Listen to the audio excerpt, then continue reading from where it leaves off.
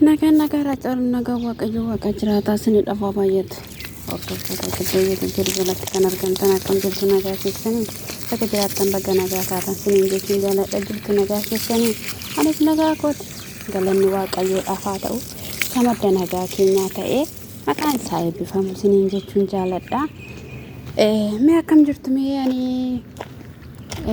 Ruutaa fi Abrahaam irratti hin dubbanne akkasumallee bakka waaqayyo waaqa jiraataan gaa'ela keessanii iddootti isiniif deebise jechuun jaaladha. Siniin jechuun jaaladha bakka haraaramtan siniin jedha. Garuu yeroo darbee immoo deebitee ammas Ruutaa ati baddee turteeyyuu kana booddee hin badiin isin jedha.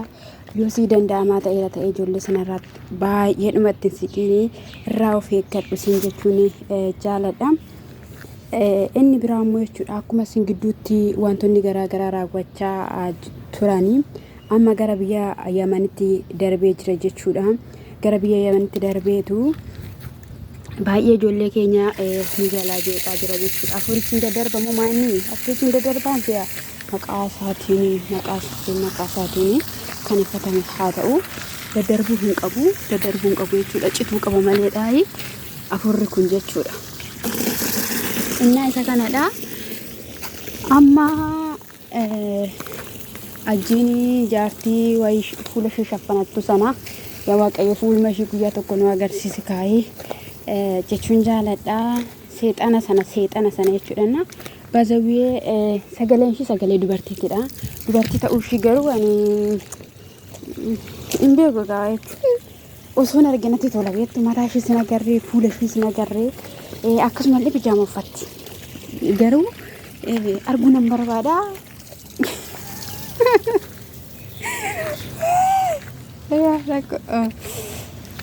Innaa caaltuu yeroo darbee mi'a kunaaf kenni jetteeni akka isheen wal lolanii gadi baatee immoo nama biraa waammattee dhuftee nama biraa waammattee haa dhuftuyyuu malee dubbiin ittuma caalaa akka ture argitanii jirtanii ani meeshaa godhisee hin deemu jechaa turte jechuudha.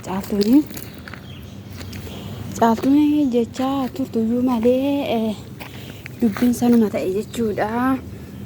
Miin ishiitti deebi'ee ittiin kennamne baay'ee wal daddarbatanii wal dhidhiitanii jechuudha. Akkasumallee jaartiin ajjii haati manaan namaa yookiin immoo haati manaan kee ajjiin jetti.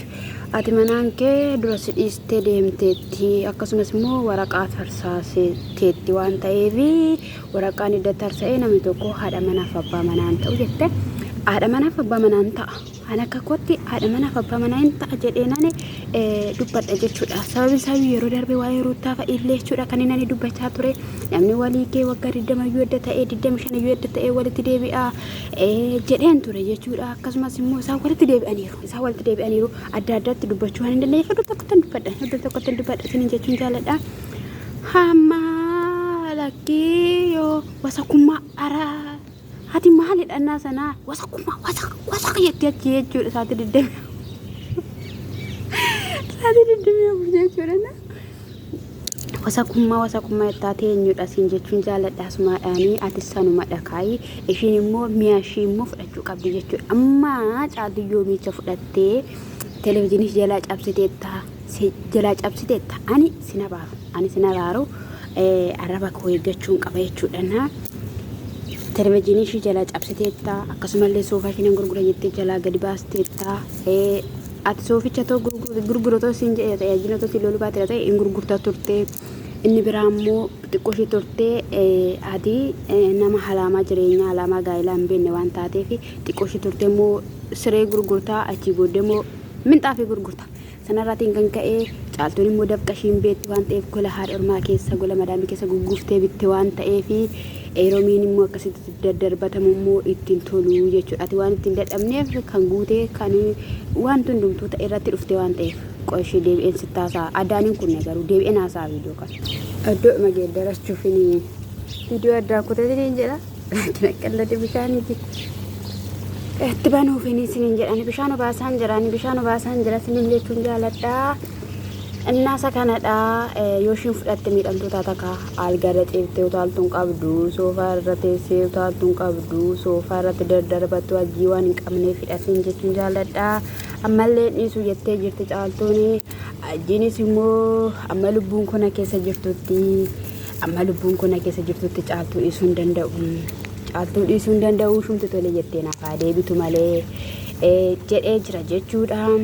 Akkamittidhaanii jettee jirti. Innaa sodaa guddaa keessa jirti jaartiin ajjiisiniin jechuun jaalladha. Akkasumallee ani waan firasiif hin qabneefidha himuu kan akkas isaan na gochaa jiranii jettee.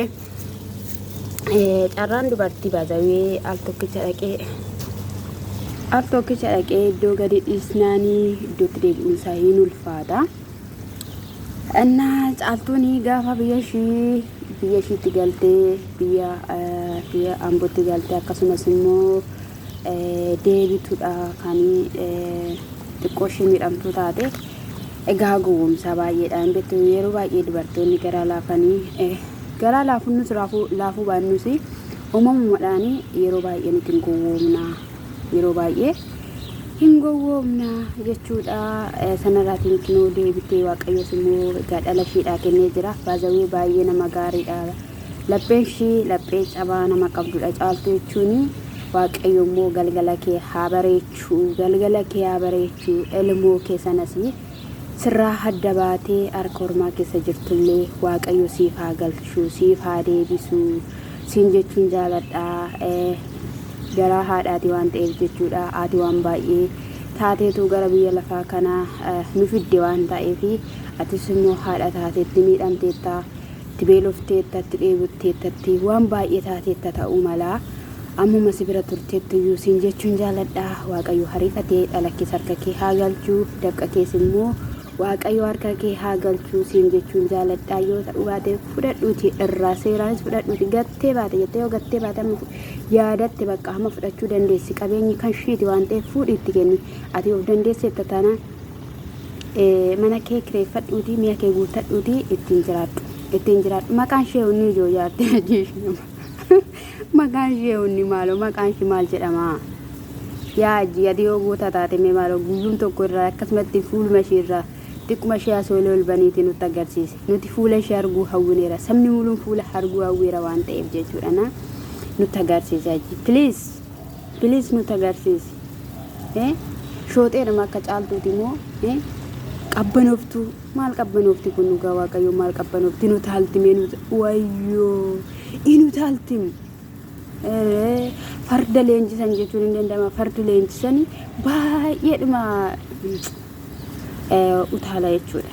Farda leenjisan baay'ee utaala.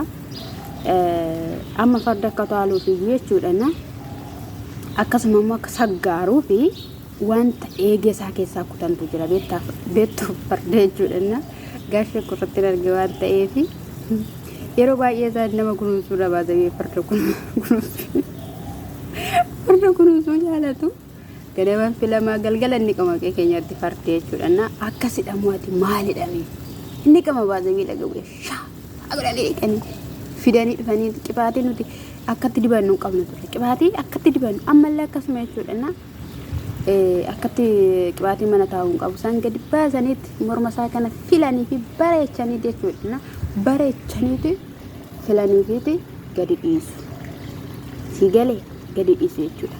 Galgala namni galee immoo kabootaan isheetti godhu jechuudha. Si waatu isheetti godhee si galakkise moo sababni ati mucaa kana irratti taatu baazawee jechuudha. Akka ishiin hojjaa xonoo qolaadhaanii ajja akkas gochaa turte eenyu keessanii gale ana jalqabu naa galee jechuudha. Gaafuma ishiin akkasitti nu taatu gaafuma ishiin akkas taatu naa galee jechuudha. Amma riyaan kee tokkos jirte kan abdii rakkisaa jirtu ishiinis akkasumatti salphachuuf hin oolu achi mana amantii isaati mana sheekaa dhaqee akka irraa bahe akka erga mana sheekaa dhaqee abdii dhiira aji abdii jedhee bakka roobnaa ajiini dhiirummaa isaatti deebi'ee si konkolaachisaa si cagadaa jira jechuudha. Fagoo hin deemu baazawee gaafa ishee cagadu saqqee dhuma isaa ofirraa hiika jechuudha. Annan malee guyyaa tokko akkasitti na tuquun qabu baazawee yaadaan gorsaa yoo ta'e illee malee dhaggeeffatte yoo ta'e dhaggeeffattate sasmaadhaani.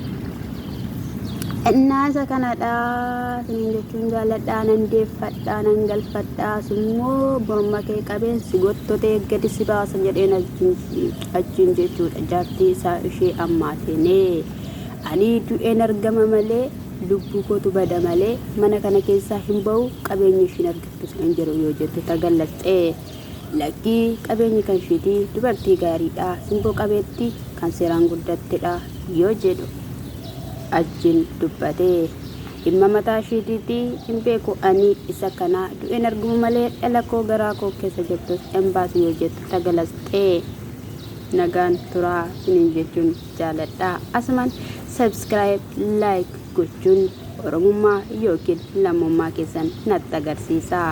Ciao baay'een sin jaaladhaa.